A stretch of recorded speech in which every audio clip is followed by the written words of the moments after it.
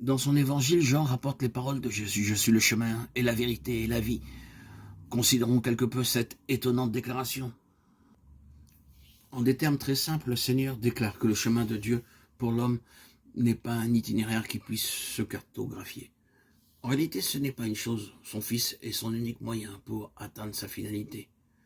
Je suis le chemin, dit Jésus, et il ajoute, nul ne vient au Père, sauf par moi. Le seul unique chemin qui conduise de là où nous sommes jusque là où est Dieu, c'est son Christ. Tous ceux qui sont vraiment allés vers Dieu ont fait l'expérience que Christ non seulement nous enseigne le chemin pour aller vers le Père, mais qu'il est le chemin.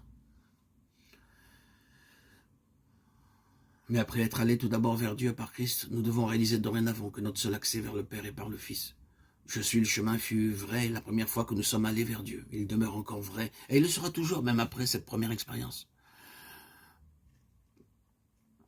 Cependant, de nombreux chrétiens ont cherché le chemin de la victoire et ils persistent encore dans leur vaine recherche.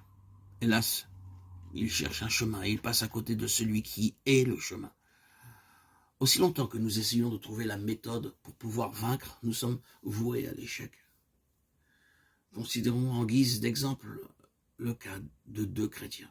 L'un d'eux, conscient de son incapacité de vaincre par lui-même, fait confiance au Seigneur pour qu'il fasse en lui ce qu'il ne peut réaliser par lui-même, et quelque chose de vivant transparaît dans sa vie. L'autre croyant, en entendant son témoignage, fait la même chose, mais rien ne se produit. Comment expliquer le résultat si différent dans l'expérience de ces deux chrétiens?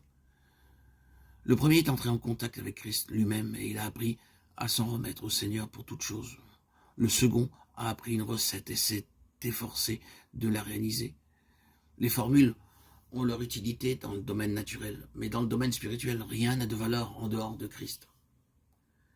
Parfois, nous entendons des chrétiens perplexes faire ce genre de remarques. Je lis la parole, je proclame les promesses, je prie, mais rien ne se produit. Pourquoi aucune œuvre ne se fait?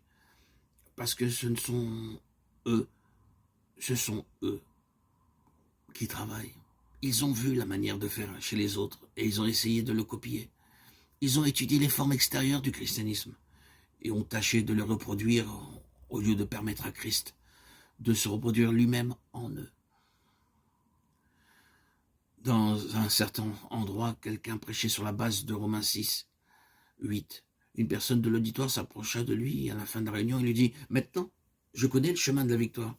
J'ai découvert le secret. » Un autre auditeur, tranquillement et tête baissée, s'apprêtait à sortir de la salle quand le prédicateur l'arrêta et lui demanda « Avez-vous quelque chose à dire ?» Ce frère répondit « Je n'ose pas croire que le Seigneur ait pu ouvrir mes yeux et qu'il m'ait accordé un nouvel aperçu de sa personne. Je ne peux pas même l'expliquer. » Le frère, sûr de lui, qui s'imaginait avoir découvert le moyen de sortir de ses difficultés, continua de vivre dans la défaite. Mais pour celui qui n'avait pas découvert un nouveau moyen, mais avait vu simplement que Christ est le chemin, le résultat fut une vie transformée.